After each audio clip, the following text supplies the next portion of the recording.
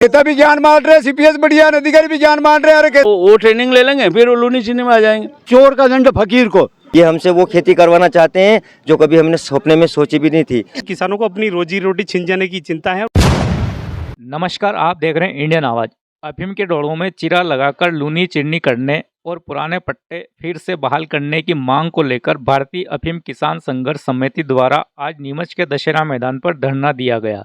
साथ ही अफीम तस्करी से लेकर सीपीएस पद्धति पर किसानों ने अपनी बात खुलकर कही और कहा कि अगर लोकसभा चुनाव से पहले किसानों की मांग नहीं मानी गई और काला कानून वापस नहीं लिया गया तो सड़कों पर भी उतरने को मजबूर होना पड़ेगा। देखिए इंडियन आवाज पर।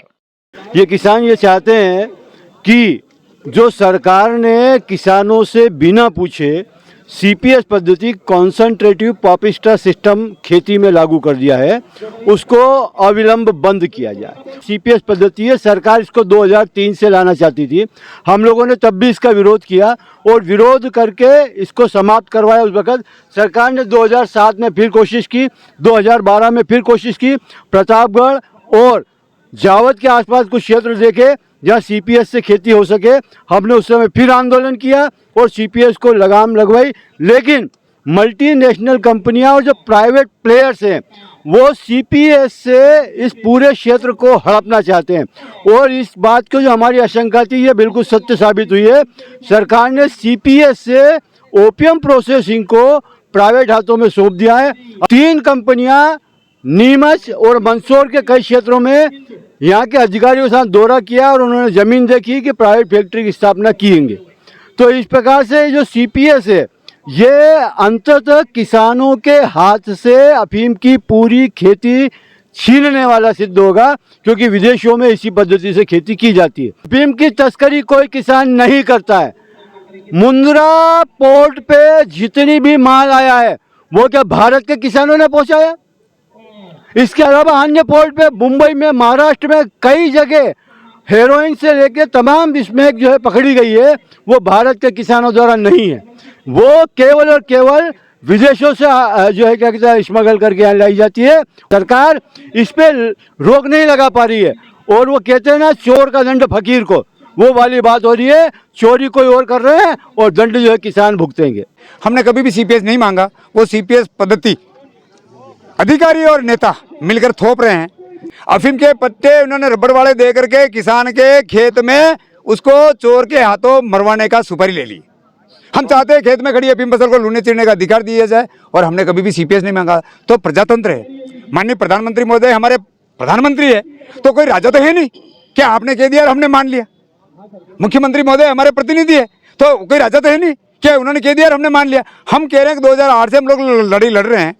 जितने भी पट्टे मिले ना, घर की बात बोल रहा हूँ, जितने भी पट्टे मिले सबके पट्टे उतार के पट्टे दिए हैं। नेता भी ज्ञान बांट रहे, सीपीएस बढ़िया, अधिकारी भी ज्ञान बांट रहे। अरे किसान ऐसा, अरे मैं यूँ कह रहा हूँ साहब, हम संवैधानिक खेती करते हैं। अफीम का पूरा मूल्य नहीं दे करके, अफीम का पूरा मूल्य नहीं दे करके किसानों को बरगला करके लूटा भी जा रहा है और कूटा भी जा रहा है।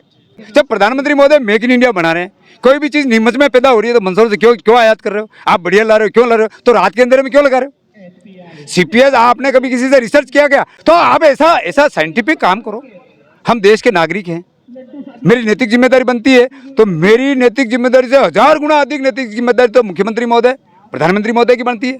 मेक इन इंडिया बनाओ। आपने अच्छा नारा दिया था मेक इन इंडिया, हम खुश हुए थे, और आपने रबड़ वाले पट्टे दे करके हमको हमारा गला काट दिया, जिसे हम सहमत नहीं है।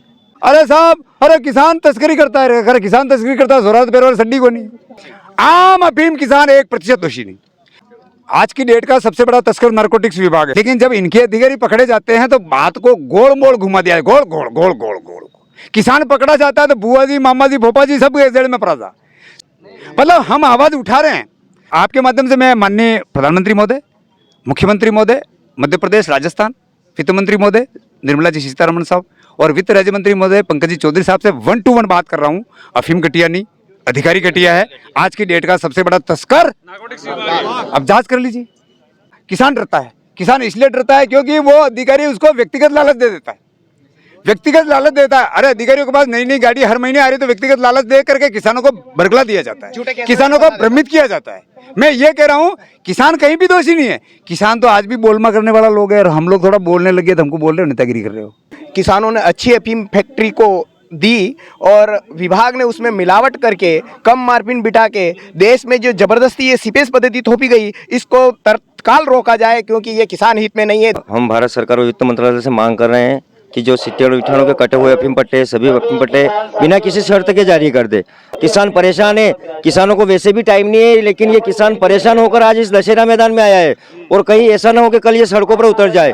इसलिए लोकसभा चुनाव से पहले अफीम पॉलिसी संशोधन कर सभी अफीम किसानों को सीपीएस पद्धति हटाकर चीरने का आदेश जारी करे। ये हमसे वो खेती करवाना चाहते हैं जो कभी हमने सपने में सोची भी नहीं थी, क्योंकि अंग्रेज आए थे और अंग्रेजों ने आकर हमें 200 साल से गुलाम बनाया। जिस प्रकार आज ये सीपीएस पद्धति की कंपनियां लेकर आ रही है, हमें गुलामी की ओर ले जा रही है। हम गुलामी कतई पसंद नहीं करेंगे क्योंकि अब किसान सड़कों पर उतरने को तैयार है। परंपरागत खेती में एक दिन चीरा लगाते हैं, दूसरे दिन उस जो अफीम का दूध आता है उसको इकट्ठा करते हैं, फिर 2 दिन बाद फिर उस डोडे का चीरा लगता है। इस प्रकार के महीने भर का रोजगार का संबंध होता है और जिस डोडे पर चीरा लगता है उसमें पोस्ते की क्वालिटी बढ़िया बैठती है। इसलिए हम चाहते हैं कि ये चीरा लगाने वाला सिस्टम जारी रहे और सीपीएस में जो पोस्ता दाना बैठता है उसकी जो क्वालिटी भी मध्य रहती है और उसमें खर्चा भी वही होता है और उसमें चौकीदारी एक्स्ट्रा करनी पड़ती है। इसलिए हम चाहते हैं कि ये परंपरागत खेती जारी रखी जाए। सरकार कारपोरेट को अफीम की खेती देने के लिए एक पांव पर खड़ी है और जिस प्रकार से धड़ाधड़ फैसले किए जा रहे हैं उनके विरोध में किसानों को अपनी रोजी रोटी छिन जाने की चिंता है। WT पद्धति जो कानून है, इस कानून को रद्द करें सरकार। और जो CPS पद्धति है, इस पद्धति का आप देख रहे हो यहाँ हजारों की तादाद में किसान, राजस्थान मध्य प्रदेश के किसान यहाँ दशहरा मैदान में एकत्रित हुए हैं। हमारे राष्ट्रीय अध्यक्ष जी के नेतृत्व में ये किसानों की लड़ाई, सभी किसान मिलकर जो लड़ाई लड़ रहे हैं, इसका जो संघर्ष जारी है।